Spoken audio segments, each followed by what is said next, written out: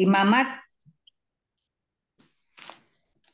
Imamat pasal 25 ayat 1 sampai dengan ayat 5. Demikian firman Tuhan. Tahun Sabat dan tahun Yobel. Tuhan berfirman kepada Musa di Gunung Sinai. Berbicaralah kepada orang Israel dan katakanlah kepada mereka, apabila kamu telah masuk ke negeri yang akan kuberikan kepadamu, maka tanah itu harus mendapat perhentian sebagai sabat bagi Tuhan. Ayat 3, 6 tahun lamanya engkau harus menaburi ladangmu, dan 6 tahun lamanya engkau harus merantingi kebun anggurmu dan mengumpulkan hasil tanah itu. Ayat 4. Tetapi pada tahun yang ketujuh haruslah ada bagi tanah itu suatu sabat, masa perhentian penuh, suatu sabat bagi Tuhan. Tuhan, ladangmu janganlah kau taburi dan kebun anggurmu janganlah kau rantingi. Ayat 5. Dan apa yang tumbuh sendiri dan dari penuaianmu itu janganlah kau tuai, dan buah anggur dari pokok anggurannya tidak dirantingi. Janganlah kau petik. Tahun itu harus menjadi tahun perberhentian penuh bagi tanah itu. Amin. Ayat yang ke-6 sampai ayat yang 10, hasil tanah selama sabat itu haruslah menjadi makanan bagimu, yakni bagimu sendiri, bagi budakmu laki-laki, bagi budakmu perempuan, bagi orang upahan, dan bagi orang asing di antaramu, yang semuanya tinggal padamu, juga bagi ternakmu dan bagi binatang liar yang ada di tanahmu. Segala hasil tanah itu menjadi makanannya. Selanjutnya engkau harus menghitung 7 tahun sabat, yakni 7 kali 7 tahun, sehingga masa 7 tahun sabat itu sama dengan 49 tahun. Lalu engkau harus memperdengarkan bunyi sangkakala di mana-mana dalam bulan yang ketujuh pada tanggal 10 bulan itu. Pada hari raya pendamaian, kamu harus memperdengarkan bunyi sangkakala itu di mana-mana di seluruh negerimu. Kamu harus menguduskan tahun yang ke-50 dan memaklumkan kebebasan di negeri itu bagi segenap penduduknya. Itu harus menjadi tahun Yobel bagimu, dan kamu harus masing-masing pulang ke tanah miliknya dan kepada kaumnya. Amin. Ayat 11 sampai 15. Ayat 11. Tahun yang ke-50 itu harus menjadi tahun Yobel bagimu. Jangan kamu menabur, dan apa yang tumbuh sendiri dalam tahun itu jangan kamu tuai. Dan pokok anggur yang tidak dirantingi jangan kamu petik buahnya. 12. Karena tahun itu adalah tahun Yobel, haruslah itu kudus bagimu. Hasil tahun itu yang hendak kamu makan harus diambil dari ladang. Di dalam tahun Yobel itu, kamu harus masing-masing pulang ke tanah miliknya. Apabila kamu menjual sesuatu kepada sesamamu atau membeli daripadanya, janganlah kamu merugikan satu sama lain. Apabila engkau membeli dari sesamamu, haruslah menurut jumlah tahun sesudah tahun Yobel. Dan apabila ia menjual kepadamu, haruslah menurut jumlah tahun panen. Amin. 16. Maka makin besar jumlah tahun itu, makin besarlah pembelinya. Dan makin kecil jumlah tahun itu, maka kecillah pembelinya. Karena jumlah panah yang dijualnya kepadamu. Janganlah kamu merugikan satu sama yang lain, tetapi engkau harus takut akan Allahmu, sebab akulah Tuhan Allahmu. Demikianlah kamu harus melakukan ketetapanku dan tetap berpegang kepada peraturanku, serta melakukannya, maka kamu akan diam di tanahmu dengan aman tentram.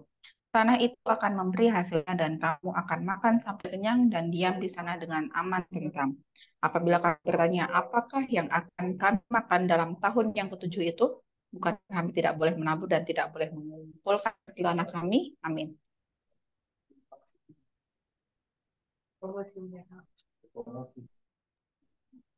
Ayat 21. Maaf, ayat berapa ya, lupa sih. Betul. Betul, 21. 21. 21 bener ya? Iya, 21. Maka aku akan memerintahkan berkatmu kepadamu dalam tahun yang ke-6, supaya diberinya hasil untuk 3 tahun. 22. Dalam tahun yang ke-8, kamu akan menabur, tetapi kamu akan makan dari hasil yang lama, sampai kepada tahun yang ke-9. Sampai masuk hasilnya, kamu akan memakan yang lama. Penebusan tanah. Ayat 23. Tanah jangan dijual mutlak, karena akulah pemilik tanah itu. Sedang kamu adalah orang asing dan pendatang bagiku. 24. Di seluruh tanah milikmu, haruslah kamu memberi hak penebus tanah. 25. Apabila saudaramu jatuh miskin, sehingga harus menjual sebagian dari miliknya, maka seorang kaumnya yang berhak menebus, yakni kaumnya yang terdekat harus datang dan menebus yang telah dijual saudaranya itu. Amin.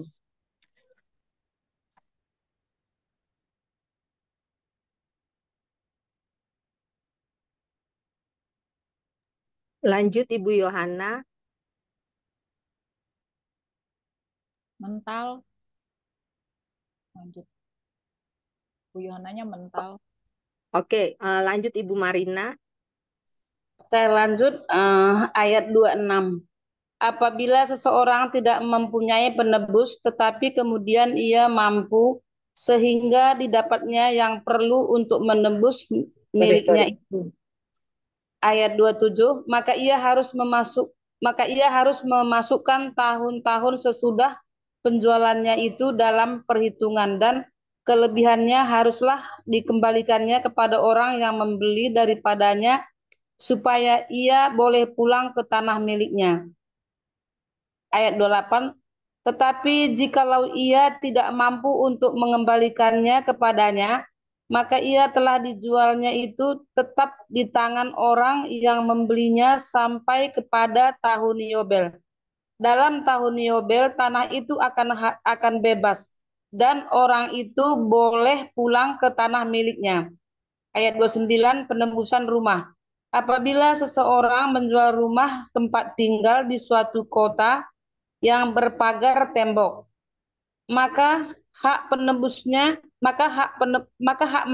hanya berlaku selama setahun mulai dari hari penjualannya. Hak menebus berlaku hanya 1 tahun. 30, tetapi jikalau rumah itu tidak ditebus dalam jangka waktu setahun itu, rumah itu secara mutlak menjadi milik si pembeli turun-temurun. Dalam tahun Yobel, rumah itu tidak bebas. Amin. Saya ya, ayat 31. Tetapi rumah-rumah di desa-desa yang tidak dikelilingi pagar tembok haruslah dianggap sama dengan ladang-ladang di negeri itu. Atasnya harus ada hak menebus, dan dalam tahun Yobel rumah itu harus bebas. 32. Mengenai rumah-rumah di kota-kota orang Lewi, hak menebus rumah-rumah itu ada pada orang-orang Lewi untuk selama-lamanya. 33, sekalipun dari antara orang Lewi yang melakukan penebusan, tetapi rumahnya terjual di kota miliknya itu haruslah bebas dalam tahun Yobel. Karena segala rumah di kota-kota Lewi adalah milik mereka masing-masing di tengah-tengah orang Israel. 34, dan padang pengembalaan sekitar kota mereka janganlah dijual, karena itu milik mereka untuk selama-lamanya. Perlakuan terhadap orang miskin. 35, apabila saudaramu jatuh miskin sehingga tidak sanggup bertahan di antaramu, maka engkau harus menyokong dia sebagai orang asing dan pendatang supaya dapat hidup di antaramu. Amin. Ayat 36, janganlah engkau mengambil bunga atau riba daripadanya, melainkan engkau harus takut akan Allahmu, supaya saudaramu dapat hidup di antaramu. Ayat 37, janganlah engkau memberi uangmu kepadanya dengan meminta bunga, juga makananmu janganlah kau berikan dengan meminta riba. 8, akulah Tuhan Allahmu yang membawaku keluar dari tanah Mesir untuk memberikan kepada Kanaan supaya aku menjadi Allahmu. Apabila saudaramu jatuh miskin di antaramu sehingga menyerahkan dirinya kepadamu, maka janganlah memperbudak dia. 40, sebagai orang upahan dan sebagai pendatang ia harus tinggal di antaramu sampai kepada tahun Yobel, ia harus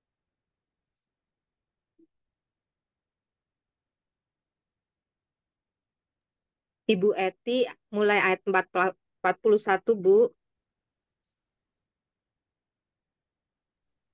Masih unmute, Bu.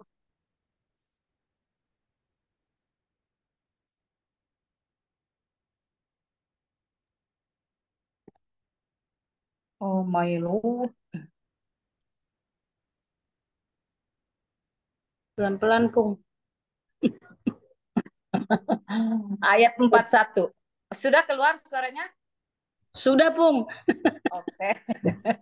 41. Kemudian ia harus diizinkan keluar daripadamu. Ia bersama-sama anak-anaknya, lalu pulang kembali kepada kaumnya, dan ia boleh pulang ke tanah milik nenek moyangnya. 42. Karena mereka itu hamba-hambaku yang kubawa keluar dari tanah Mesir, janganlah mereka itu dijual secara orang menjual budak. 43. Janganlah engkau memerintah dia dengan kejam, melainkan engkau harus takut akan Allahmu. 44. Tetapi budakmu laki-laki atau perempuan yang boleh kau miliki adalah dari antara bangsa-bangsa yang di sekelilingmu. Hanya dari antara mereka lah kamu boleh membeli budak laki-laki dan perempuan. 45. Juga dari antara anak-anak pendatang yang tinggal di antaramu, boleh kamu membelinya dan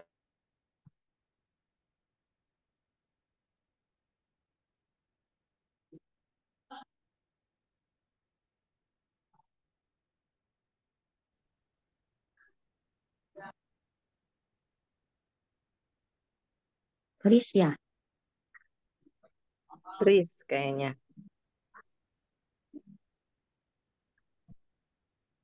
Lanjut 46 ya. Oke, lanjut ya. 46, kamu harus membagikan mereka sebagai milik pusaka kepada anak-anakmu yang kemudian, supaya diwarisi sebagai milik. Kamu harus memperbudakan mereka untuk selama-lamanya. Tetapi atas saudara-saudaramu, orang-orang Israel, janganlah memerintah dengan kejam yang satu sama lain. 47. Apabila seorang asing atau seorang pendatang di antaramu telah menjadi mampu, sedangkan saudaramu yang tinggal padanya jatuh miskin, sehingga menyerahkan dirinya kepada orang asing atau pendatang yang di antaramu itu, atau kepada orang yang berasal dari kaum orang asing. 48. Maka sesudah ia menyerahkan dirinya, ia berhak ditebus, yakni seorang dari antara saudara-saudaranya boleh menebus dia. 49. Atau saudara ayahnya atau anak laki-laki saudara ayahnya, atau seorang kerabatnya yang terdekat dari kaumnya, atau kalau ia telah mampu, ia sendiri berhak menebus dirinya. 50. Bersama-sama dengan si pembelinya, ia harus membuat perhitungan mulai dari tahun ia menyerahkan dirinya kepada orang itu sampai kepada tahun Yobel. Dan harga penjualan dirinya haruslah ditentukan menurut jumlah tahun-tahun itu. Masa ia tinggal pada orang itu haruslah dihitung seperti masa kerja orang upahan. Amin.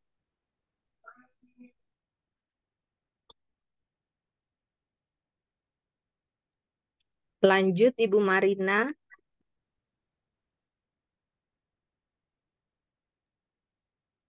Pas saja Bu Marina. Tadi nyampein pesan saya lupa baca. Bu Sofi. Dorea. Habis Bu Marina Dorea ya? Enggak, Iya. Marina Kagami, Sofi. Oh, Sofi lewat ya, sorry. Oke, ayat 50, bersama-sama dengan si pembelinya, ia harus membuat perhitungan mulai dari tahun ia menyerahkan dirinya kepada orang itu sampai kepada tahun Yobel. Dan harga penjual dirinya haruslah ditentukan menurut jumlah tahun-tahun itu. Masa ia tinggal pada orang itu haruslah dihitung seperti masa kerja orang upahan. Ayat 51, jikalau jumlah tahun itu masih besar, maka dari harga pembelinya harus dikembalikan sebagai penebus dirinya menurut jumlah tahun itu. 52, jika waktu yang masih tinggal sampai kepada tahun Yobel sedikit lagi saja, maka ia harus membuat perhitungan dengan orang itu. Menurut jumlah tahun itu, itulah ia harus membayar uang tebusan dirinya. 53, demikianlah ia harus tinggal padanya sebagai orang upahan dari tahun ke tahun. Janganlah ia diperintah dengan kejam oleh orang itu di depan matamu. 54, tetapi jikalau ia tidak ditebus dengan cara demikian, maka ia harus diizinkan keluar dalam tahun Yobel, ia bersama-sama anak-anaknya. Ayat 55, Karena padakulah orang Israel menjadi hamba. Mereka itu adalah hamba-hambaku yang kubawa keluar dari tanah Mesir. Akulah Tuhan Allahmu. Amin. Imamat 26 ayat 1. Berkat. Janganlah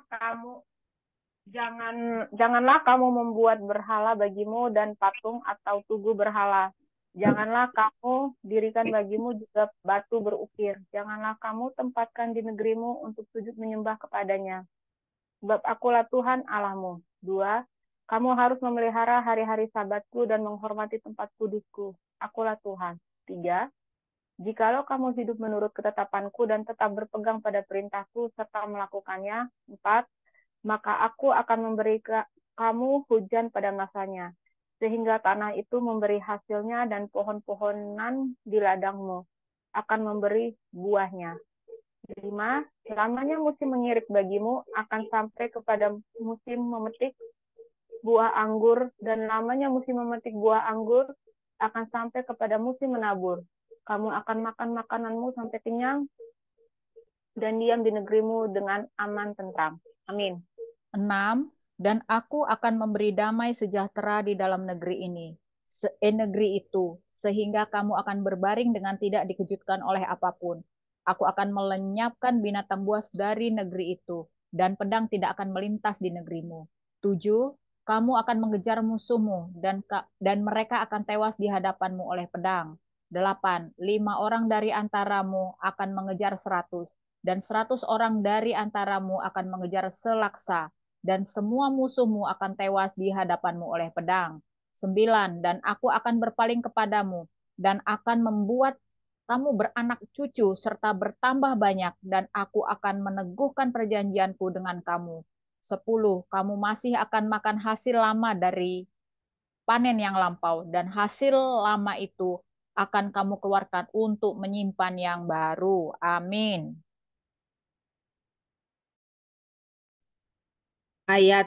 Mulai dari ayat 11, Ibu Rida tadi belum kebagian ya? Dia nyimak, Bu. Oh, nyimak ya. Oke. Ayat 11, aku akan menempatkan kemah suciku di tengah-tengahmu dan hatiku tidak akan muak melihat kamu. Tetapi aku akan hadir di tengah-tengahmu dan aku akan menjadi Allahmu dan kamu akan menjadi umatku. Akulah Tuhan Allahmu yang membawa kamu keluar dari tanah Mesir, supaya kamu jangan lagi menjadi budak mereka. Aku telah mematahkan kayu kuk yang di atasmu dan membuat kamu berjalan tegak. Kutuk. Ayat 14. Tetapi jikalau kamu tidak mendengarkan daku dan tidak melakukan segala perintah itu, jikalau kamu menolak ketetapanku dan hatimu muak mendengar peraturanku, sehingga kamu tidak melakukan segala perintahku dan kamu mengingkari perjanjianku. Amin.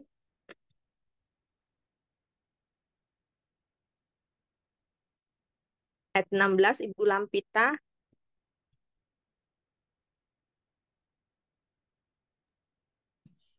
Ayat 16, Imamat 26 ayat 16. Demikian firman Tuhan. Maka aku pun akan berbuat begini kepadamu, yakni aku akan mendatangkan kekejutan atasmu, batuk kering serta demam, yang membuat mata rusak dan jiwa merana. Kamu akan sia-sia menabur benihmu, karena hasilnya akan habis dimakan musuhmu. 17. Aku sendiri akan menentang kamu, sehingga kamu akan dikalahkan oleh musuhmu, dan mereka yang membenci kamu akan menguasai kamu, dan kamu akan lari, sungguh pun tidak ada orang yang mengejar kamu. 18. Dan jikalau kamu dalam keadaan yang demikian pun tidak mendengarkan daku, maka aku akan lebih keras menghajar kamu sampai 7 kali lipat karena dosamu. 19. Dan aku akan mematahkan kekuasaanmu yang kamu banggakan, dan akan membuat langit di atasmu sebagai besi dan tanahmu sebagai tembaga.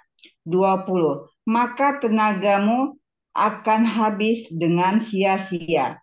Tanahmu tidak akan memberi hasilnya dan pohon-pohonan di tanah itu tidak akan memberi buahnya. Amin.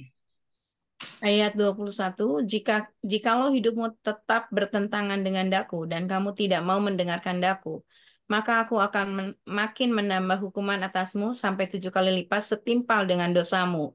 22, aku akan melepaskan kepadamu binatang liar yang akan memunahkan anak-anakmu dan yang akan melenyapkan ternakmu serta membuat kamu menjadi sedikit, sehingga jalan-jalanmu menjadi sunyi. 23, jikalau kamu dalam keadaan yang demikian pun tidak mau kuajar, dan hidupmu tetap bertentangan dengan daku. 24, maka aku pun akan bertindak melawan kamu, dan aku sendiri akan menghukum kamu 7 kali lipat karena dosamu. 25, dan aku akan mendatangkan ke atasmu suatu pedang yang akan melakukan pembalasan oleh karena perjanjian itu.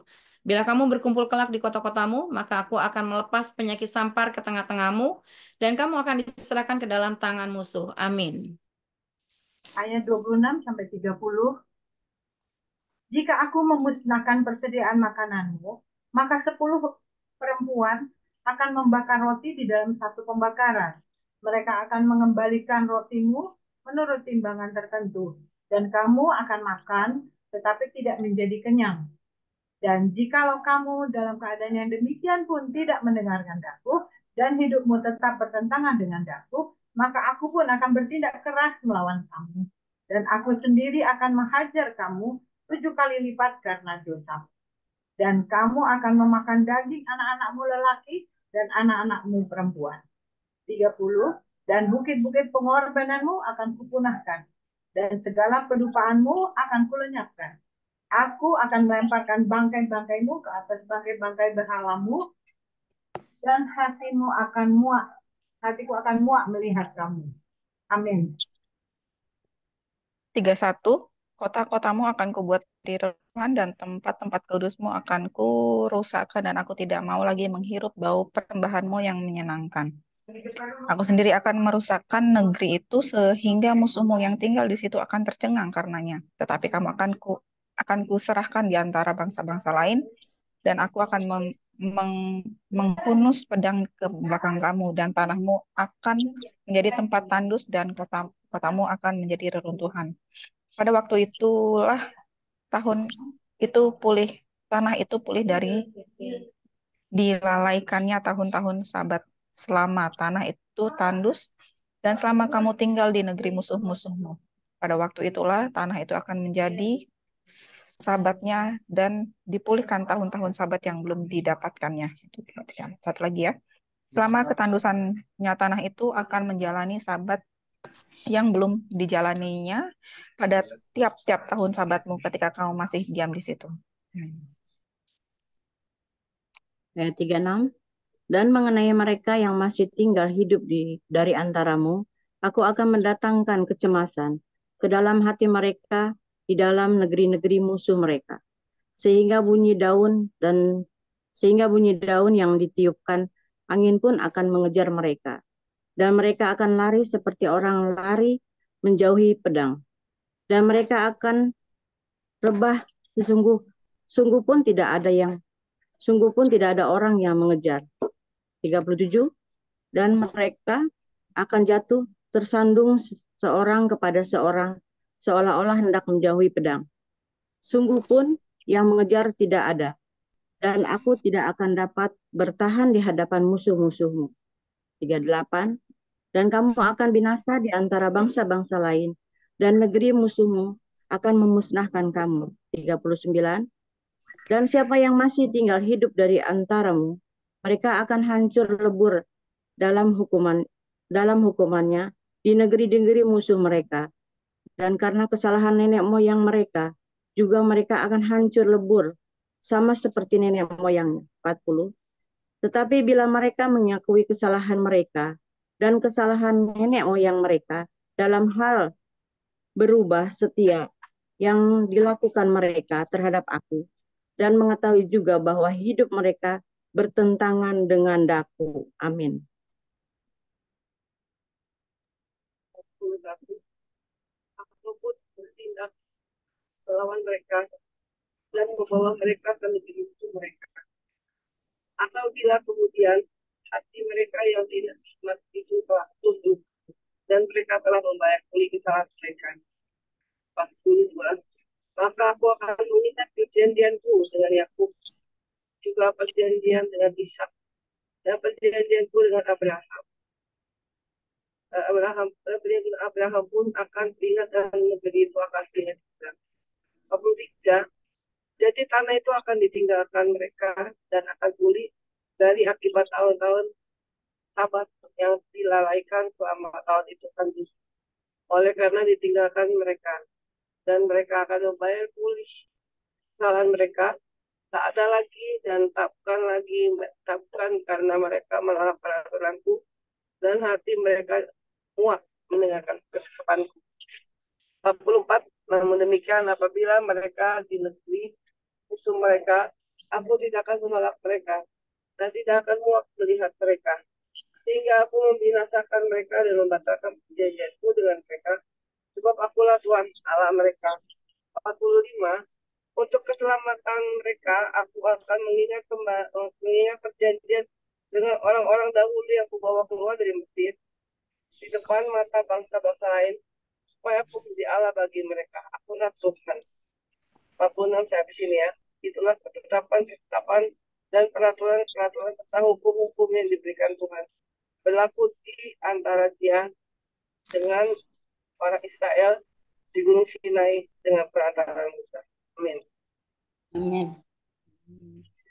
Pasal 27, membayar nazar.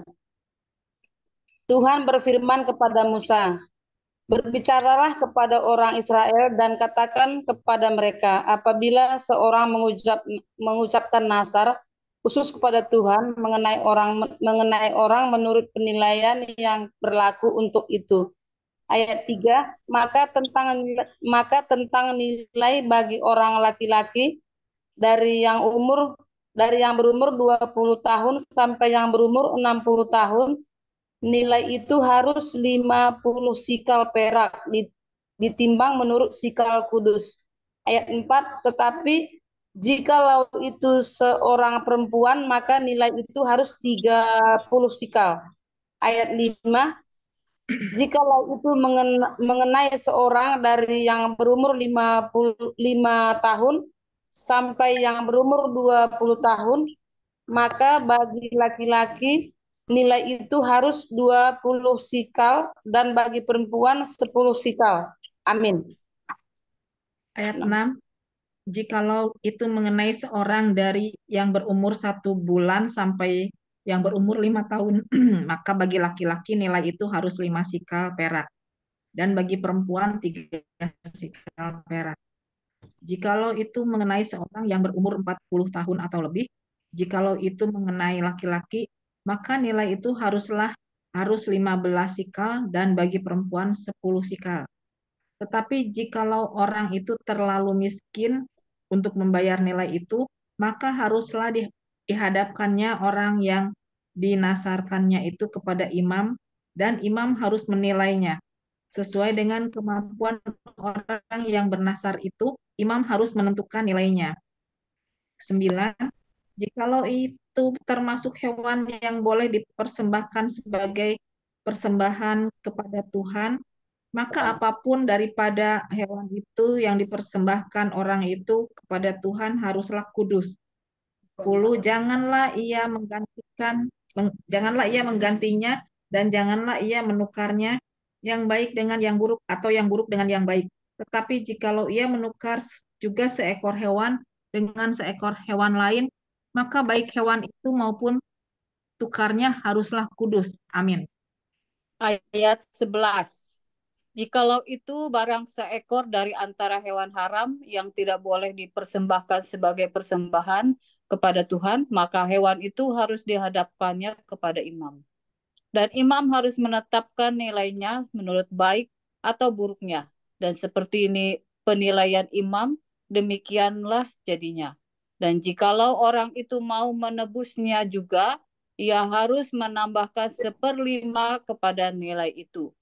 Apabila seorang menguduskan rumahnya sebagai persembahan kudus bagi Tuhan, maka imam harus menetapkan nilainya menurut baik atau buruknya. Dan seperti nilai yang ditetapkan imam, demikianlah harus dipegang teguh. Tetapi jikalau orang yang menguduskan itu mau menebus rumahnya, maka ia harus menambahkan harganya dengan 1/5 dan dari uang nilainya, dan rumah itu menjadi Punyaannya pula. kepunyaannya pula. Amin.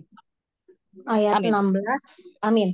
Ayat 16, jikalau seseorang menguduskan sebagian dari ladang miliknya bagi Tuhan, maka nilainya haruslah sesuai dengan taburannya, yakni sehomer taburan benih jelai berharga 50 sikal perak. 17, jikalau ia menguduskan ladangnya mulai dari tahun Yobel, maka nilainya haruslah dipegang teguh.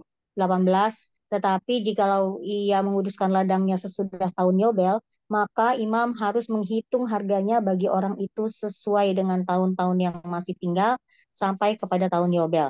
Dan harga itu harus dikurangkan dari nilainya.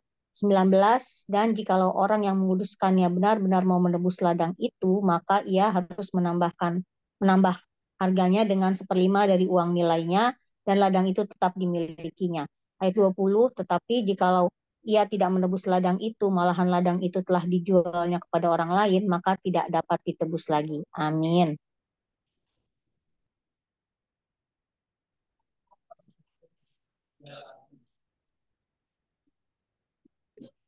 Kak Dorea. Oh iya ya. Ayat 21, tetapi pada waktu bebas dalam tahun Yobel, ladang itu haruslah kudus bagi Tuhan, sama seperti ladang dikhususkan bagi Tuhan.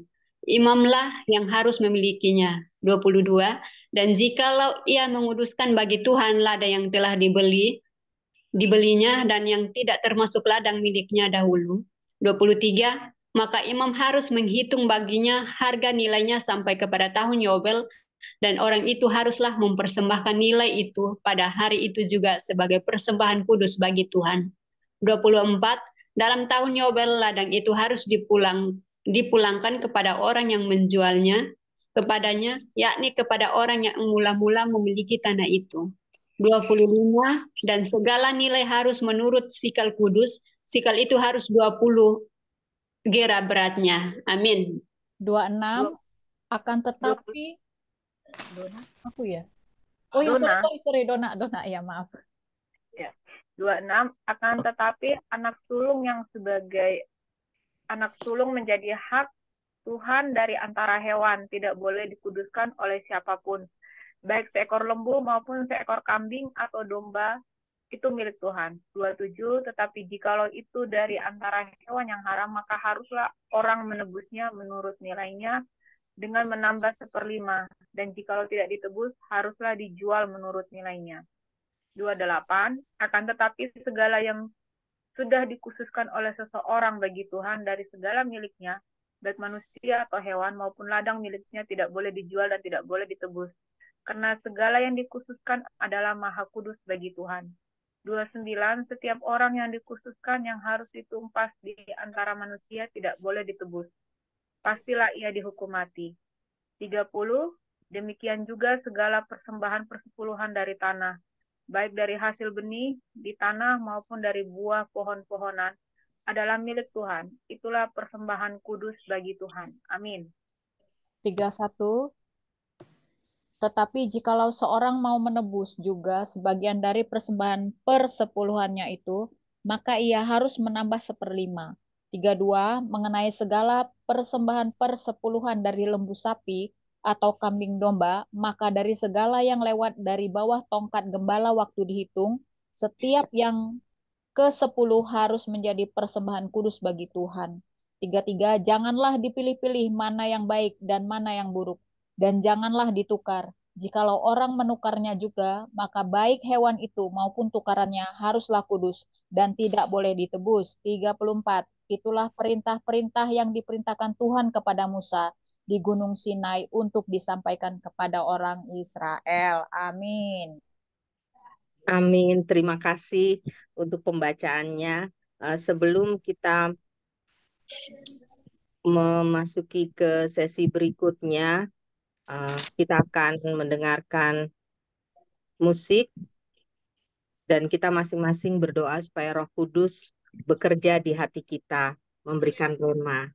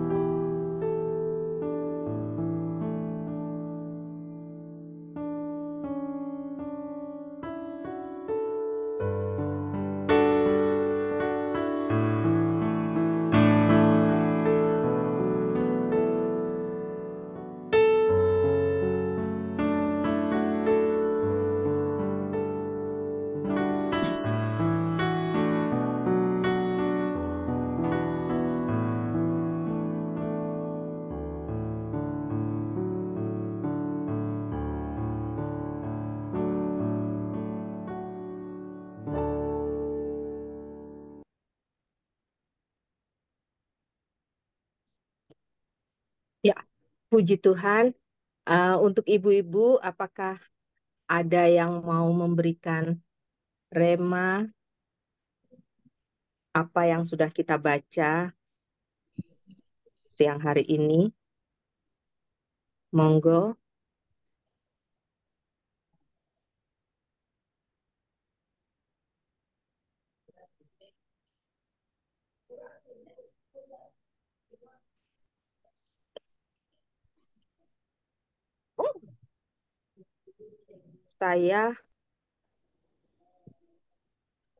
Saya baca dari ayat 25, pasal 25 ya. Di sini mengenai tahun Sabat.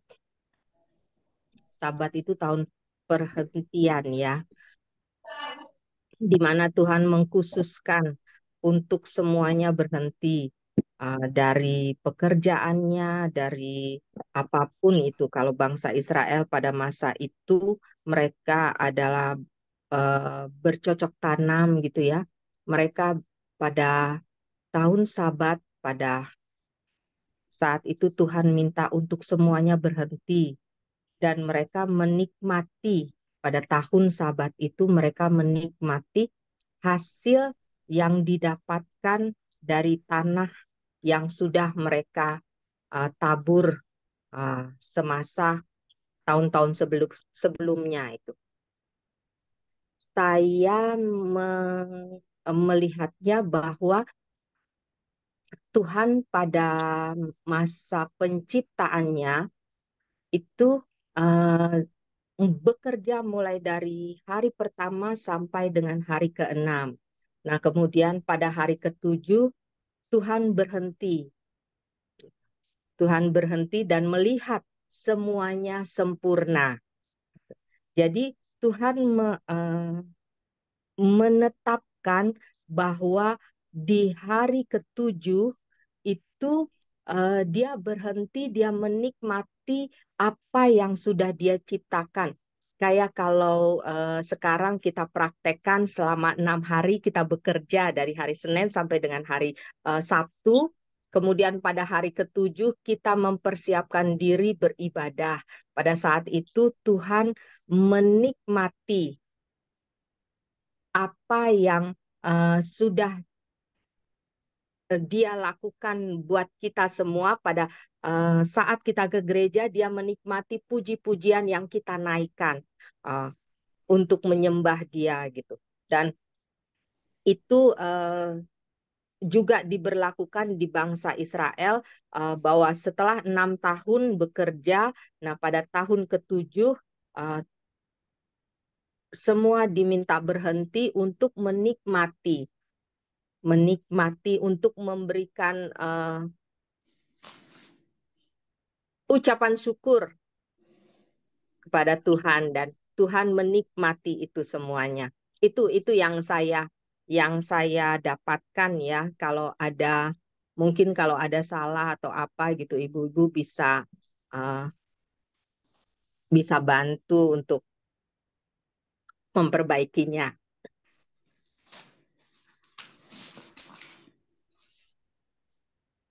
Ada Ibu Sari?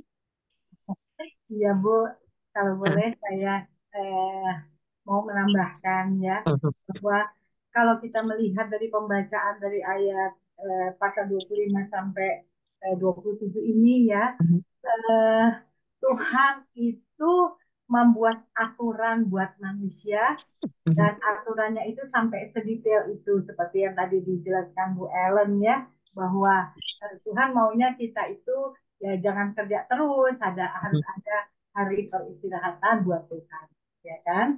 Nah, itu tujuannya apa? Tuhan mengatur hidup kita ini karena Dia mau kita ini mengakui Dia itu Tuhan. Itu tadi kan berkali-kali, Mbak, akulah Tuhanmu, gitu ya. Jadi Dia mau dengan membuat peraturan manusia itu taat kepada perintahnya. Dan itulah yang Tuhan mau sebagai pengakuan kita bahwa kita punya Tuhan yang mengatur kehidupan kita, gitu ya. Kalau kita lihat dari helikopter view-nya lah, gitu ya. Nah, itu tujuannya, gitu loh. Tuhan membuat aturan sampai sedetail itu buat manusia, ya. Bahwa kalau sampai saat ini, ya kita nggak akan mungkin bisa sampai melakukan seperti detail itu ya, karena hukum Taurat ini kan sudah tidak berlaku lagi, sehingga kita ya nggak perlu repot-repot sampai serinci itu lagi memikirkannya, ya kan, untuk melaksanakannya. Tetapi yang Tuhan mau kita patuh kepada aturan yang dibuat oleh Tuhan. Ya, kalau kita melakukan perintah Tuhan, kita akan dapat berkat. Kalau tidak melakukan perintah Tuhan, kita akan mendapat kutuk, ya kan? Nah, jadi lebih kurang isinya, ya, walaupun ceritanya sampai detail, tapi kira-kira garis besarnya begitu, ya. Dan Tuhan mau bahwa dengan membuat peraturan-peraturan ini diselipkan oleh Tuhan bahwa kita pun harus memperhatikan orang-orang yang miskin, misalnya gitu ya. Bagaimana kita harus memberikan pertolongan buat mereka. Jadi jangan hanya buat diri kita saja, kita patuh kepada perintah Tuhan, kita membutuhkan berkat dari Tuhan, bukan kutuk, ya. Dan kita juga teringat kepada orang-orang yang miskin yang tidak bisa melakukan seperti yang dikehendaki oleh Tuhan, ya. Jadi kalau saya melihat intinya begitu kira-kira ibu-ibu, bahwa tujuan Tuhan bahwa dia membuat aturan sampai sebegitu rinci, dia mau kita mengakui dia itu adalah Tuhan yang mengatur hidup kita, ya. Sehingga yang Tuhan mau kita ikut semua perintah Tuhan. Siapa yang ikut akan diberikan berkat, siapa yang tidak mau ikut perintah Tuhan akan kena kutuk. Kira-kira intinya begitu ya Bu. Terima kasih.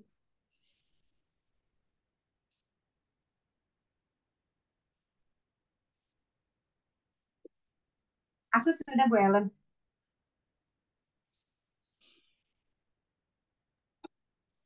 Ada ibu-ibu yang lainnya? Ibu Dede. Ibu Dede udah terlihat tersenyum. Monggo Ibu. Itu tadi ada Bu Lampita udah buka mikrofonnya, mau Bu Lampita dulu? Buka. Oke, boleh ya Bu ya, saya coba ya Bu ya. Iya, sok Bu Lampita dulu. Ya, saya nangkap tema ini ya, yang hal kutuk ya. Eh, di intinya yang di ayat 19 sampai 20. Dan aku akan mematahkan kekuasaanmu yang kau banggakan dan akan membuat langit di atasmu sebagai besi dan tanahmu sebagai tembaga. Maka tenagamu akan habis dengan sia-sia, tanahmu tidak akan memberi hasilnya, dan pohon-pohonan di tanah itu tidak akan memberi buahnya. Tema yang saya dapat ini seperti yang tadi kita bicara ya sama Ibu Yoli sebelum ini, sama Ibu Nace dan Ibu Dede tadi ya. Sebenarnya ini kena benar ya sama saya, bagaimana Tuhan yang begitu sayang sama saya. Di saat saya bekerja, di saat saya pegang proyek dan kekuasaan ada, lagi enak-enaknya, tapi Tuhan bilang, anakku interupsi, kamu jangan sampai kelewatan. Jadi saya ditegur dengan sakit ya. Tuhan lagi memberi saya sakit. Disitulah saya akhirnya semua pekerjaan saya hilang. Saya harus menanggung sakit saya. Tapi saya percaya karena Tuhan itu begitu duluan mengasihi saya. Dia mengasihi saya supaya saya jangan sampai terlanjut. Akhirnya saya jatuh lebih dalam lagi. Akhirnya Tuhan memanggil saya pada saat puncaknya gitu. Ya Tuhan bilang kamu harus istirahat anakku, itu sih kamu harus istirahat gitu ya. Disitulah saya rasakan kasih Tuhan dengan caranya dia menegur saya, dengan caranya dia bilang kamu harus taat sama saya. Karena pada saat saya bekerja itu saya berdoa, saya menabur, saya melihat anak yatim piatu ya saya lakukan, semua saya lakukan, tetapi saya tidak taat sama Tuhan. Banyak hal yang saya langgar di luar nalar saya, tanpa saya sadari ketaatan saya itu kurang. Saya lebih memikirkan duniawi ini. Tetapi akhirnya ketika saya sakit, saya merenungkan, saya sakit pada saat saya mau ke kantor ya, saya sakit, saya sempat tidak sadar berapa hari. Ketika saya sudah sembuh, saya sadar, kenapa ya gini ya? Kalau saya bilang, kan saya udah berbuat ini A, B, C, D. Tetapi bukan itu yang Tuhan inginkan. Tuhan menginginkan ketaatan saya. Apakah saya taat? Apakah saya benar-benar mengingat Dia? Atau saya hanya mengingat diri saya sendiri? Jadi bagi saya, kalau kita kena sakit atau kena tegur Tuhan, kita nggak perlu merasa, aduh saya sakit, enggak. Justru pada saat itu kita bersyukur. Tuhan, saya bersyukur saya masih bisa diberi sakit untuk saya taat kepadamu Tuhan dan kembali kepadamu seperti apa yang Tuhan inginkan bagi saya gitu. Itu yang saya rasakan, ini yang rema yang saya dapatkan. Saya ingat akan keadaan saya gitu. Yang tadi kita sudah membahas sebenarnya pada saat kita menerima kesempatan dari Tuhan itu justru sebenarnya kita harus makin taat, makin takut sama Tuhan, ya tidak sebaliknya. Demikianlah yang saya bisa eh, ceritakan gitu Ibu Dede. Terima kasih, Tuhan berkati. Udah Bu Ellen? Iya, iya. Tuhan memperingatkan kita dengan banyak cara ya, sesuai dengan kemampuan kita gitu. Dan kita juga harus selalu dengar-dengaran akan Tuhan. Itu apa kalau sekarang itu yang saya rasakan bagaimana Roh Kudus bekerja di dalam diri kita gitu. Terus memperingatkan kita kalau kita menyimpang, Roh Kudus pasti kasih peringatan buat kita. Ya, oke, silakan Ibu Dede. Oke, Bu Ellen. Makasih Bu Lampita. Itu memberkati banget ya. Ini yang untuk mengenai berkat dan kutuk ya. Berkat dan kutuk yang ini juga sempat ada di kitab Ulangan. Nah, kalau misalnya kita perhatikan, kuncinya adalah adanya kedaulatan Allah. Jadi Allah berdaulat atas segala sesuatunya. Manusia apa sih sebenarnya gitu kan? Tadi yang Bu Sari juga bilang, kalau misalnya kita taat ya pasti Tuhan akan kasih berkat. Jadi intinya di dalam segala sesuatu kedaulatan Allah itu memang ada gitu kan. Ya kalau memang misalnya ini sampai dirinci seperti ini, tujuannya kan untuk mengingatkan kita supaya kita memang hidup dalam ketaatan, hidup dalam sikap yang benar gitu kan. Karena kan kalau misalnya kita hidup dalam ketaatan ada 3 berkat ya. Kalau yang saya rangkum sih di sini ada 3 berkat yang Tuhan mau kasih ke kita. Pertama kemakmuran, kelimpahan gitu kan, ketenangan hidup, kemudian damai sejahtera. Tapi kalau misalnya kita tidak taat, itu juga ada 3 hal yang saya simpulkan juga di sini. Pertama adanya ancaman gitu kan, terus hidup itu dilanda dengan ketakutan, kemudian kehidupan itu dicengkeram dengan keputusasaan, ditinggalkan oleh Allah. Padahal sebenarnya kan kuncinya ya hanya taat. Taat itu kalau dibalik dari depan belakang, belakang ke depan sama, TAAT, taat ya. Jadi kalau kita taat, di sini disebutkan juga bahwa Tuhan akan memberikan kepada kita itu janji-janji yang diberikan kepada Abraham. Jadi janji itu pasti akan terus kita dapatkan. Ya kuncinya ketika kita taat itu. Makanya dibilang di sini dalam hal ini kita harus tahu bahwa ada Allah yang berdaulat atas hidup kita. Ya kedaulatannya itulah yang memampukan kita sampai saat ini kita masih hidup dan sampai saat ini kita masih percaya bahwa dengan kedaulatannya kita masih bisa bernafas ya, masih bisa melakukan segala sesuatu aktivitas. Meskipun kadang-kadang kita tidak taat, tapi Allah kita tetap taat gitu. Ya ini hanya sebagai satu batasan-batasan supaya kita memang jangan sampai meninggalkan berkat dan anugerah Tuhan dalam hidup kita. Itu saja Bu Ellen yang saya dapetin. Makasih. Makasih Bu Dede, puji Tuhan. Kita belajar bagaimana kita harus taat, harus tadi kalau dari Ibu Sari bahwa Tuhan mau menunjukkan akulah Tuhan dan kita harus patuh pada aturan-aturan Tuhan. Kemudian kita juga belajar bagaimana ada berkat. Nah, kalau ada berkat pasti ada kutuk, gitu ya. Berkatnya apa yang akan kita dapatkan kalau kita taat kepada Tuhan? Berkatnya satu, berkat yang Tuhan akan berikan kepada Abraham, Tuhan berikan ke Ishak, Tuhan berikan ke Yakub. Berkat itu juga Tuhan berikan ke kita semua ya. Kita semua sudah tahu berkat-berkat yang sudah pasti Tuhan berikan kepada kita itu dari Ulangan 28 ayat 1 sampai 14. Di situ rinci sekali berkat-berkat Tuhan kalau kita taat. Tapi kalau kita nggak taat, ya di Ulangan 28 juga ayat 15 sampai ke 27 apa itu di situ rinci sekali Tuhan berikan kutuk-kutuknya. Itu ya. Oke, ibu-ibu yang lainnya. Ada Ibu Nace. Shalom, Kak Elon. Oh, salam Ibu Iyo. Nah, aku coba ya. Aku bagi perlakuan terhadap orang miskin ya. Tertarik juga nih kata-katanya. Apabila yang di ayat 35 ya. Apabila saudaramu jatuh miskin sehingga tidak sanggup bertahan di antaramu, maka engkau harus menyokong dia sebagai orang asing dan pendatang supaya dapat hidup di antaramu. Terus janganlah engkau mengambil bunga uang atau riba daripadanya. Melainkan engkau harus takut akan Allahmu, supaya saudaramu dapat hidup di antaramu. Janganlah engkau memberi uangmu kepadanya dengan meminta bunga. Juga makananmu janganlah kau berikan dengan meminta riba. Ya kan? Nah, sebab Tuhan bilang kan, dia Tuhan Allah. Kita dibawa keluar dari Mesir untuk ke Kanaan ya.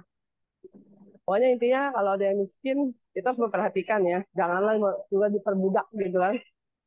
Nah, ini luar biasanya Tuhan ya. Dia bilang kita menyokongnya sebagai orang asing dan pendatang.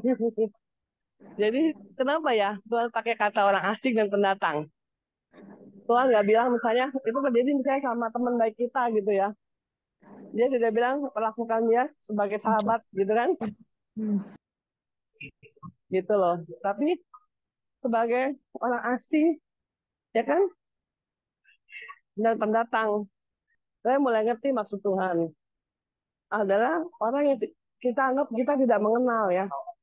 Berarti Tuhan itu selain dia memberikan kita kunci taat, dia memberikan kita berkat, tapi kita digerakkan juga untuk memberkati orang.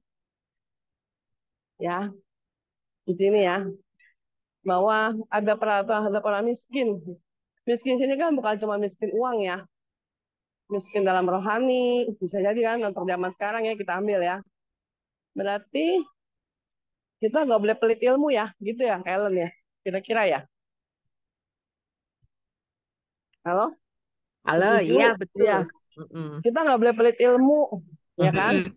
Iya. Kita nggak boleh pelit pengetahuan. Kalau kita mendapati orang tidak mengerti, harus kita ajarkan. Kedapatan orang itu belum paham, harus kita beri pemahaman gitu loh. Amin. Aku bersyukur sih kalau firman kayak gini kan, kita diingat lagi nih, kayak disapu lagi sama Tuhan kan. Disapu kan supaya bersih ya hatinya dan semuanya ya. Bahwa hatinya harus murni ya, harus punya ketulusan ya. Semua itu mendatangkan ketulusan buat kita. Dalam hal memberi, dalam hal memberkati, dalam hal menabur dan apapun, kembali lagi kuncinya taat dan tulus untuk mendatangkan berkat. Amin. Itu sih Kailan yang aku dapat. Terima kasih ya. Oke, terima kasih Bu Yo. Ya, ada lagi lainnya. Kita nggak boleh pelit ya ibu-ibu. Pelit dalam segala hal, terutama kalau kita nggak bisa memberi dalam bentuk harta, kita harus bisa memberi dalam bentuk perhatian. Perhatian juga itu ada saat orang yang dia butuh perhatian, kemudian kita memberikan perhatian kepada orang itu akan sembuh, gitu.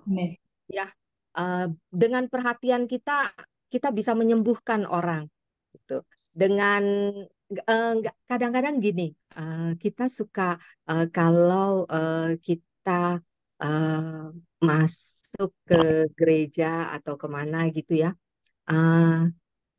kita pasti akan merasa senang, merasa sangat merasa diterima kalau kita ada usher-nya yang menegur kita, selamat pagi Ibu, Shalom gitu. Selamat datang gitu. Pasti kita akan senang ya kalau kita ketemu tahu-tahu usher-nya tiba-tiba dia ngobrol sendiri gitu kan. Kita mau masuk gereja kan rasanya ih. Kok dicekin ya gitu. Nah, itu saya juga belajar gitu ya. Kalau bertemu dengan orang gitu, kita sudah kenal orang itu walaupun tidak kenal dengan akrab gitu, tapi kita tahu gitu ya. Kita ketemu orang itu, saya belajar untuk menyapa gitu. Karena dengan menyapa aja itu kita sudah mengalirkan berkat gitu. Itu Amin. ya. Jadi belajar dari hal yang sepele aja gitu. Itu. Oke, ada lagi ibu-ibu yang lainnya? Ibu Eti. Amin, puji Tuhan. Nah, puji Tuhan. Oke. Dilanjut aja, Bu. Bu Ellen boleh Oke, iya. Oh, tadi Ibu saya Erna. boleh nggak saya cuma tambahin meluruskan, nggak tahu nih kalau saya salah atau ini boleh di nggak, tadi kan ibu itu bilang Tuhan kasih sakit untuk saya. Kayaknya ada di ayat Tuhan tidak pernah mencobai itu ya. Pencobaan yang ini ya, tidak melebihi kemampuan, dan juga di Yakobus 1 ayat 13. Kan sakit penyakit datangnya dari si jahat. Dan karena ulah kita sendiri, Tuhan kita berarti kalau gitu kan tadi dia bilang Tuhan memberikan sakit penyakit, nggak tahu kalau ini ya, saya baru buka tadi, baru ini saya dengar tadi ya. Padahal di Yakobus 1 ayat 13, janganlah ia berkata pencobaan ini datang dari Allah, sebab Allah tidak dapat dicobai oleh yang jahat, dan ia sendiri tidak mencobai siapapun. Itu di Yakobus.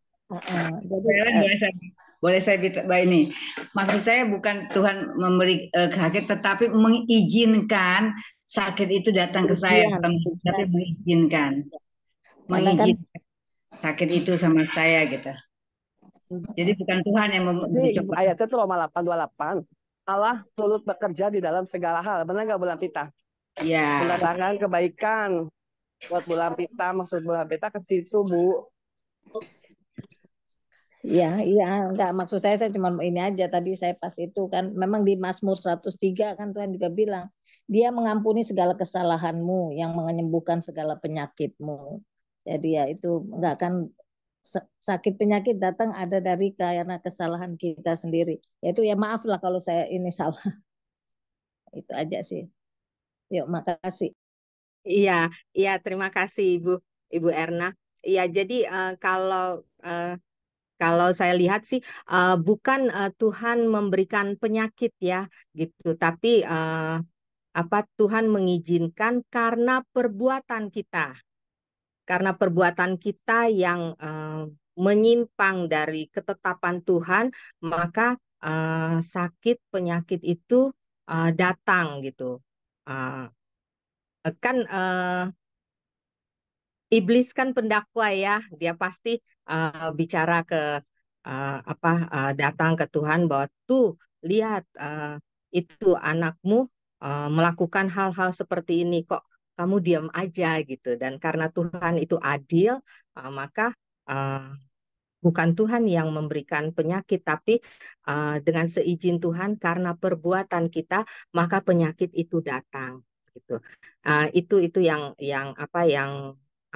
bisa yang saya tengahi di situ gitu ya. Kalau ada ibu-ibu lain yang punya pendapat lain, silakan. Atau kita masuk kembali ke tadi. Iya, Ibu Marina. Bertanya sedikit Bu Ellen, entah pertanyaan saya nggak umum, nggak tahu ya. Di sini kan ada kutuk, ada berkat, ada kutuk. Di dalam berkat itu Tuhan sudah memberikan banyak nasihat kepada umatnya kan. Terus sebenarnya Tuhan memang sih ya sudah memberikan perintah-perintah lah, Tuhan sudah memberikan ketentuan-ketentuan dalam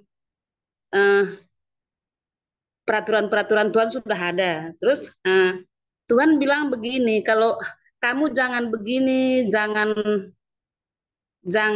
menyembah ini, memelihara hari Sabat, kamu jangan macam-macam lah, banyaklah peraturan Tuhan yang ditentukan. Tapi sekarang begini, kalau kamu tidak menuruti perintahku, kamu pasti terkutuk kan begitu ya. Sekarang begini, apakah segampang itu kita sebagai manusia untuk taat menuruti perintah-perintah Tuhan itu? Aku itu aja. Soalnya aku sebagai manusia, aku nggak munafik ya. kayaknya kalau saya kadang-kadang belum bisa saya taat deh untuk menuruti perintah-perintah yang ditentukan oleh Tuhan di sini.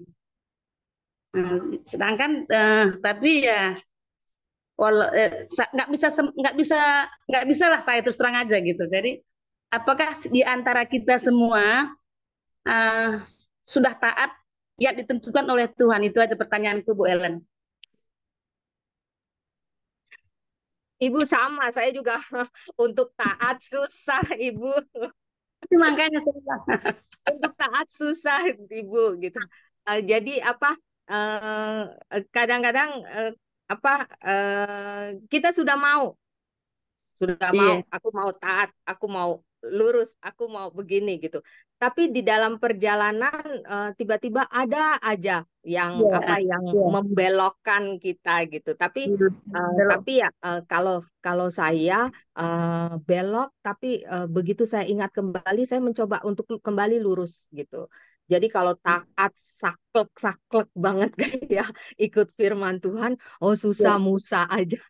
Musa aja dia bisa. Yang Tuhan bilang, kamu bicara saja, perintahkan batu itu mengeluarkan air. Iya. Musa malah pukul batu itu gitu. Apalagi kita, Ibu. Aduh, dengan keadaan zaman sekarang. Tuhan sudah berjanji ya, kalau kamu ikuti perintahku ya seperti misalnya orang yang punya gaji tahun 2022 bisa nggak habis sampai 2024 seperti Joli dia kan gajiannya. Jadi kalau kamu ikuti perintahku, pendapatanmu tahun 2024 nggak habis. Berarti pendapatan 2024 bisa kamu simpan sampai kan begitu. Itulah enaknya sebenarnya kalau kita mengikuti Tuhan kan begitu. Tapi apakah kita sudah sanggup atau bisa mengikut taat kepada perintahnya itu? Padahal perintahnya itu sungguh menyenangkan kan. Gaji kita tahun 2022, 23 bisa nggak habis sampai sekarang kalau kita mengikuti dia kan begitu. Ada ayatnya kan. Bu, ada Bu Sari yang bantu. Iya. Coba Ibu Sari. Silakan Ibu Sari. Ya, kalau aku melihatnya begini Bu, kita kembali kepada firman Tuhan ya. Jadi Tuhan bilang kalau kita sayang sama Dia, kita pasti akan mengikuti perintahnya, ya kan? Jadi kuncinya apakah kita mengasihi gitu, ya. Seperti ke anak saja kita mengatakan, nak, kalau kamu dengerin ya apa kata mama ya, kalau kamu sayang sama mama ya nak. Nah, jadi kita pertama dulu sayang dulu, pasti dia dengerin apa kata kita, ya kan? Begitu juga Tuhan. Tuhan mau kita sayang sama Dia, kan inti seluruh dari Alkitab itu kalau diperes, kan berkali-kali aku bilang intinya tuh mengasihi Tuhan. Nah, baru mengasihi sesama, ya kan? Kalau kita mengasihi Tuhan, ya pasti kita nggak mau nyakitin hati Dia dong. Kalau Dia bilang jangan lakukan ini, ya udah nggak lakukan. Karena apa? Hanya alasannya karena sayang aja gitu ya. Jadi perdalam apakah kita sudah sampai sejauh mana sayang sama Tuhan itu ya Bu. Jadi kalau sayang pasti kita akan mengikuti. Dan mengapa hukum Taurat itu kok dihapuskan oleh Tuhan? Karena di dalam hukum Taurat itu aturan itu sangat jelimet. Banyak sekali kata jangan gini, jangan gini, jangan gini, jangan gini. Saking banyaknya larangan, orang semakin melanggar. Dibilang, jangan noleh ke kanan. Orang malah noleh, ada apa sih kok dilarang? Ya kan? Nah, banyak pelanggaran. Makanya Tuhan mau supaya kita sayang dulu sama dia. Kalau udah sayang, pasti kita akan menuruti apa maunya Tuhan. Gitu ya Bu. Memang tidak rigid banget sih. Melanggar-melanggar sedikit mungkin ada aja ya. Tapi kembali lagi dasarnya kita harus mengasihi Tuhan, baru kita bisa melakukan apa yang Tuhan kehendaki. Mohon maaf, kira-kira begitu Bu. Terima kasih. Iya, terima kasih Ibu Sari. Ada lagi ibu-ibu yang lainnya?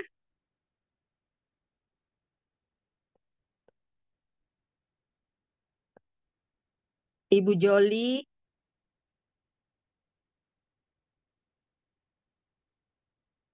Ibu Lia,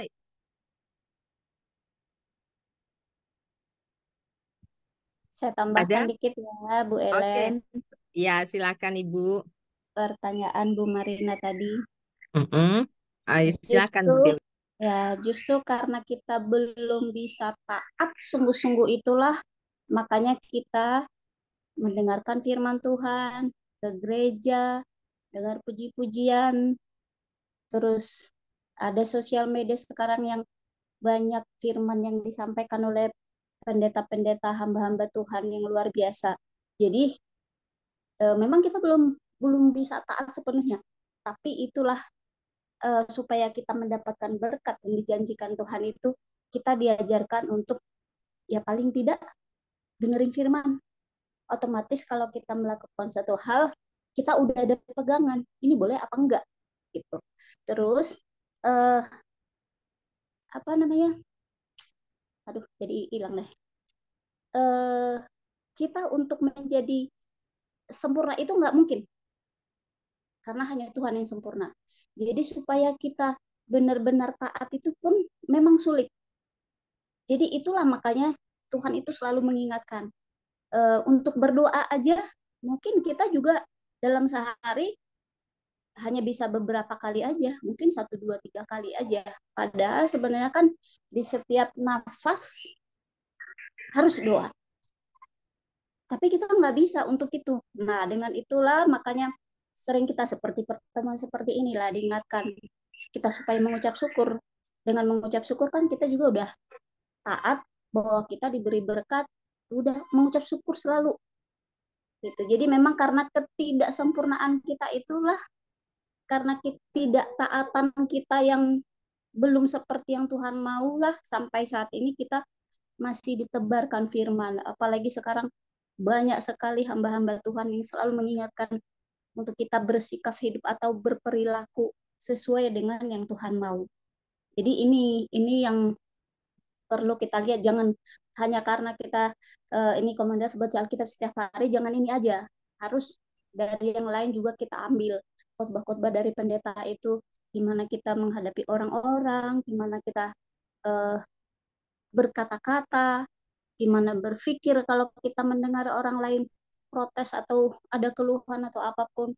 Ini kita diajarkan di situ supaya kita boleh belajar untuk taat step by step gitu. Jadi untuk sempurna atau udah bisa belum kita taat ini, aku bilang sih belum. Karena itulah kita diminta untuk dengarkan firman Tuhan. Akulah Tuhan yang selalu begitu nih dari bacaan kita di imamat itu. Supaya kita diingatkan. Itu menurutku Bu Marina, Bu Ellen, kasih. Saya boleh nambahkan, saya terlambat. Ya, silakan Ibu Christine. Ada imamat, kita sama-sama buka imamat 26 ayat yang ke-11, bisa kita baca bersama.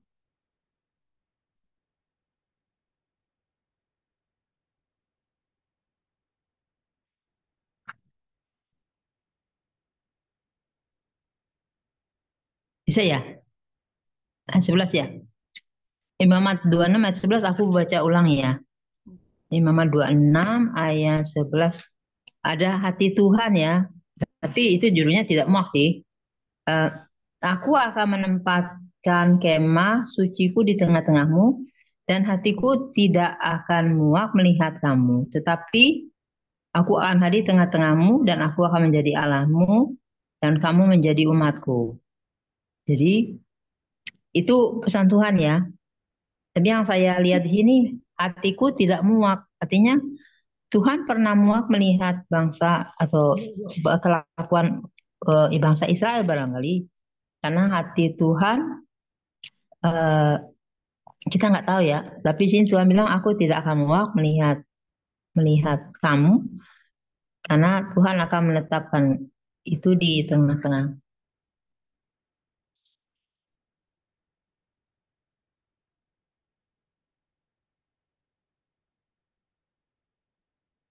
Nah, bisa Kang menangkap apa yang suara saya kedengaran nggak ya? Kedengeran, Bu. Iya. Jadi ada Tuhan yang berucap bahwa dia tidak akan muak. Berarti Tidak pernah suatu muak, tidak iya pernah. pernah dia muak ya. Heeh. Kan tadi saya sudah mengakuin, cuman kita ini apakah sudah sanggup, sudah taat. Tuhan begitu baik, kan udah dibilang tadi, kalau kamu nurutin perintahku, eh, hasil panenmu tahun 2002 itulah ya, tahun 2020 sampai sekarang kan. Tapi Tahun Yobel ya, tahun Yobel dan tahun itu. Ya. sudah begitu enak perjanjian Tuhan itu, tapi saya belum bisa mengikuti, belum bisa taat, aku bilang tadi. Berarti tolak berkat Tuhan dong. Kalau taat kita dapat diberkati. Kalau kita menentang Tuhan kita dikutuk. Menurut saya nggak menentang, tapi ya ketaatan itu masih nilainya belum, masih R lah kalau ibarat rapornya. Memang Tapi nggak merah ya. Tapi nggak merah raportnya. Proses. Iya. Yang jelas lebih bagus ada Ibu pengakuan, gue bilangnya. Iya, iya, Kita iya, mau iya. mengakui. Iya, iya. Kalau kita tuh belum jauh daripada sempurna, tuh jauh lebih baik daripada kita diam-diam terus kita merasa kita udah sempurna pada sombong. Wah, ternyata iya parah itu. Apalagi kita merasa kita masuk surga, orang lain nggak, salah juga itu. Iya, salah banget. Kalau kita mengaku Tuhan itu adil dan tapi yang jelas Tuhan tahu hati kita. Dia tahu Ini kemampuan kita. Dan dia tadi itu ayat dari Ibu Christine, dia nggak muak. Dia tapi muaknya di ayat, coba baca di ayat, Bu, di ayat yang keberapa nih, aduh kacamataku. 20 ya, kayak 20. Ayat yang 20. Dan bukit-bukit pengorbananmu akan kupunahkan dan segala perdupaanmu akan kulenyapkan. Aku akan melemparkan bangkai-bangkaimu ke atas bangkai-bangkai berhalamu, dan hatiku akan muak melihat kami. Muak deh. Jadi bukan yang nggak pernah muak, dia akan muak melihat perbuatan ini. Bangsa Israel zaman dulu ya, perjanjian lama. Mungkin kita tidak sampai membuat hati Tuhan muak, tetapi pernah nggak kita pikir gimana ya jaga hati Tuhan? Kota-kotamu akan kubuat menjadi reruntuhan, dan tempat kudusmu akan kurusakkan, dan aku tidak mau lagi menghirup bau persembahanmu yang menyenangkan. Karena Tuhan melihat persembahan yang bau harum pun itu seperti kemunafikan barangkali ya. Tapi ya ini bangsa zaman dulu. Cuma kita ini zaman sekarang gimana ya kira-kira? Kalau kita nyanyi aku menyenangkanmu Tuhan, senangkanmu, padahal sebenarnya kita ngomong bohong, kita hanya nyanyi menyenangkanmu, senang. Padahal sebenarnya kita menduka citakan Tuhan ya. Makanya saya bagaimana ya? Berharap Tuhan kalau boleh gitu kita minta sama Tuhan, tapi kayaknya susah juga. Kayaknya udah berjanji sama Tuhan nggak melanggar. Kalau saya pernah ya saya langgar lalu lintas ya, terus kebayang nih di jidat lampunya nih melanggar, soalnya hatiku jadi nggak enak banget, bilang iya Tuhan saya melanggar karena di dahi saya kebayang lampu merah saya langgar kan. Jadi saya harus ngaku iya benar Tuhan saya melanggar lampu. Tapi itu karena ya saya ngaku ya Tuhan terpaksa saya melanggar lampu lalu lintas. Terus udah janji nih nanti nggak langgar lagi, tapi masih langgar juga. Naik motor ya. Soalnya kalau udah bablas ikutan geng motor, akhirnya jadi keikutan langgar lampu gitu. Jadi ikut bikin pelanggaran. Tapi ya itulah itu. Jadi mau taat yang kecil aja soal itu, udah janji sama Tuhan nggak mau melanggar, tapi akhirnya jadi melanggar juga. Ya itulah itu. Tapi Tuhan negur ya taruh di dahi di penglihatan. Itu lampu kok langgar. Jadi aku jadi kelihatan di dahi divisi penglihatanku lampunya dilanggar sampai iya Tuhan saya melanggar Tuhan, tapi udah kebablas udah gak jawab, bilang Tuhan aku benar melanggar. Tapi ditegur Tuhan dengan cara langsung dikasih penglihatan, jadi hatiku nggak sejahtera banget. Iya itulah Tuhan melihat hati kita. Kalau hati kita mau taat sama Tuhan gitu, hati kita mau mengikuti aturan Tuhan, pasti tindakan kita pun akan Seturut. berjalan seperti apa yang ada di hati kita. Iya. Begitu, Ibu. Oke, ada ibu-ibu yang lainnya? Bu Ellen, Iya, ada satu lagi Bu Ellen yang saya tercongkel gitu hati saya. Ada lagu. Iya. Lagunya begini. Tuhan, aku sayang kamu. Tuhan, aku cinta kamu. Terus saya sedih dengerin lagu itu, Bu Ellen. Kenapa? Waduh, Tuhan, aku sayang kamu. Tuhan, aku cinta kamu. Terus selesai menyanyikan, sampai rumah, oh, padahal ada yang kita sayangi lagi, anak. Yang ada suami-suami. Nah, berarti kan dalam hatiku, itu lagu, aku sayang kamu, Tuhan, aku. Jadi, aku sampai tercongkel hatiku gitu. Waduh, ini lagu aku sayang kamu Tuhan, aku cinta kamu Tuhan, tapi ada anak, ada suami, yang ada suaminya pasti aku sayang suami. Jadi gimana? Jadi aku kadang-kadang itu maka aku bilang tadi taatnya ini